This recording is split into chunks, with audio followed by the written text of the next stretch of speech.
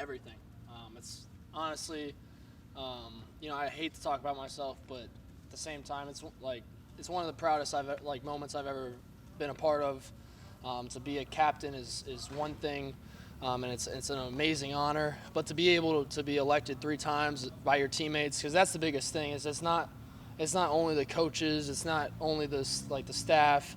It's like the guys that I'm with day in, day out, and to be able to be said that I'm one of their leaders and somebody that they can lean on truly means a lot to me, and I know Sutherland the same way. So it's a blessing, and I can't take it for granted at all. So I really appreciate the guys for doing that, and I'm gonna lead them in the right direction this year. Sean, we heard Taquan Roberson get 90% of the number 2 reps. So what do you think that he's shown in the past month to put himself in a spot to make an impact this year? He's made strides. Taquan is a guy who's going to come in, work hard. He's going to ask questions, and he's going to ask me a lot to get better. He's every single week he's been asking, hey, when are you coming in to do this? When are you coming in to get extra work? When are you doing this? When are you doing that? And I love a guy like that, because that was the same guy that I was when Trace McSorley was here, when Tommy Stevens was here. I was the same dude. People would think that it gets annoying, but honestly, I could care less. Like back in the day, I was trying to bug him as much as he could, because he's one of the greats to come through here. And that's one of the things that I want to be. I want to be one of the greats to come through here as well. So a guy like Taquan learning from me. CV does the same thing. Mason Stahl, Evan Clark. The whole room is really good with that. So I think that we have a really good room. Really excited about it. It's smaller, but we're tight, and that's what really matters. So I'm really excited about this year with them. Hey, Sean, James said Rasheed Walker was selected captain, almost a landslide. Just wondering what you see from him, his kind of progression since he's been here as a leader and player. Yeah. Sheed's turned a lot of heads over the past years. Not only on the field, obviously, he's a freak. That's just who Sheed is. He's a great guy. He works really hard, but I think that's where he's made his biggest strides is being a leader, vocally, and also on the field, setting the example for the offense line. Not only being the best player on the team, which I think that he's one of the best players on the team, but also being about it in the locker room, being about it outside the facility, and he's truly a captain, and that's why he was selected. So I'm really happy to have him on my team, especially on my offense line, and especially on my blind side. So. Hey Sean, how big is this game, and can there be too much emphasis on just one game? It's 1-0, and that's all it's been ever since I got in here. It's never going to change. I'm treating this game the same as I've treated every other game, preparing the same way, and different obviously with a new coach, but just preparing and making sure no stone is unturned, and that's really all that matters, because that's all I can really do. Sean, where has he had the biggest impact on you heading into this first game, and how did he handle coming in and working with a multiple-year starter? That may not obviously be the most comfortable. Yeah, I think that he's done a really good job of demanding. He's a thermostat, not a thermometer. He really sets the tone when he walks in the room, and we feed off of that. He's hard on you sometimes, but it's for the better. I think that I really needed it this past year, just kind of set my mind straight and get my confidence truly back, and I can really say that I'm the most confident quarterback in the country because of the guys around me, the way I prepared, and the way everybody else is prepared. So I'm excited to get after those boys in Madison. What's it been like? Of that, how do you get a feel for game day communication with your quarterback coach and offensive coordinator? Is there anything you guys do or talk about before the game to make sure you're on the same page heading into that environment? I mean, it's meetings. Obviously, meetings are a huge part of it. But it's really developed through spring, summer, and then fall camp. It just kind of happens. So, when he's calling plays in practice, when he's making adjustments in meetings, I hear that and I ask a lot of questions to him.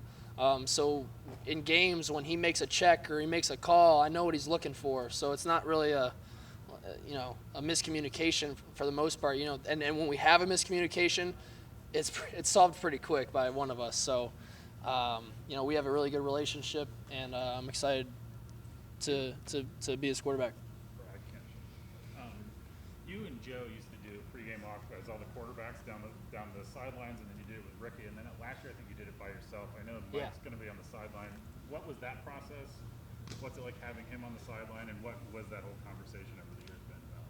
Yeah, I mean, you're just asking like if like him being on the sideline or not? Yeah, and what you guys used to do. The walk? Yeah. The walk. I mean, the walk is just something that a lot of quarterbacks either like to do it by themselves or as a group. We're going to be doing it as a group this year. It's not really a surprise, but yeah, it's really coach's preference with the players. It's just something we walk the field, talk about the plays, and kind of get our minds really ready and lock in.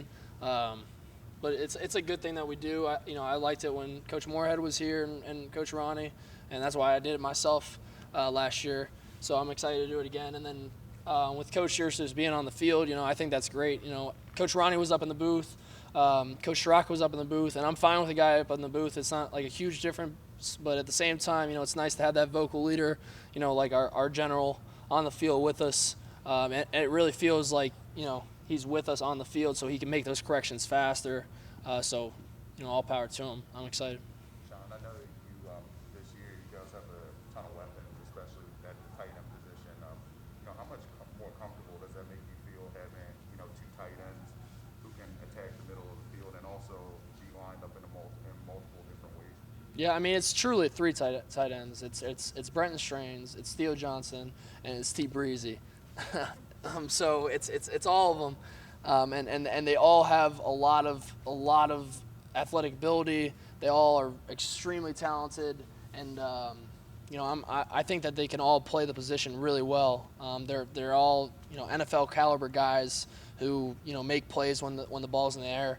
So I'm really excited about them, and I think that the team is as well. So we're excited to use them a bunch. Sean, what can you tell us about the Wisconsin defense? What's maybe stood out to you so far? Yeah, I think that it starts up front. Obviously, their defense has always been super proud about how they stop the run. Their front seven is going to come downhill. They're going to add on blitzers. They're going to try to pressure you, and they do a good job of it. Obviously, they've done it over the past few years.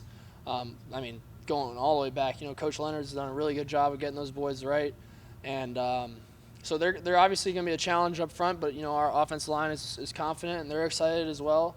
And then defensively, like at the DB position, I think that they're talented there too. They have a lot of returning starters, guys that have been in the program for a long time. So it's easy to make calls, and communication is easy on the field when you have guys who have been around the program a while. So they're obviously going to be a tall task, but at the same time we've worked countless hours, spring, summer, and now fall to get to this moment. So we're excited and we're confident to go up to Madison. Sean, two more guys. Sean, you've led this team onto a field that a lot of road Big Ten teams experience that environment. Is it strange to realize half the guys on this practice field have never experienced it? Is there anything you can do as a leader to try in some way prepare them? Yeah, I mean, it's just talking about the experiences that I've had, talking about how I've handled the noise. I think that's the biggest thing is the noise from team to team. It's because the fans kind of disappear once you start playing because you're so focused on your reads and your keys and all that. So it's not really like the nervousness of the fans that really ends once you get on the field, but it's more about the noise and being able to communicate. So that's what we really talk about is making sure that communication's done properly and how if I don't hear a call, if somebody doesn't hear a call, getting back to me and saying, hey, I didn't hear it, so that way I can really emphasize maybe going over to the left side of the line so that way he can hear the call, or maybe like a wide receiver who missed a sign or something like that, whatever it may be. So it's more communication than anything else. Sean, we've heard a lot about the camaraderie around this team this year. How is this compared this offseason to your past experience in the program? Yeah, they're great. We've always had a great group of guys. That's one of the reasons I've committed here is because of the culture and because of the family atmosphere. But yeah, this team is extremely close. We're really excited about the year. We've worked extremely hard, so it's not like we have any regrets. Honestly, it's one of those things where we're just ready to go. And these days coming up is just all preparation to put us in the best possible situation to go into Wisconsin and play our best. and let the results take care of themselves.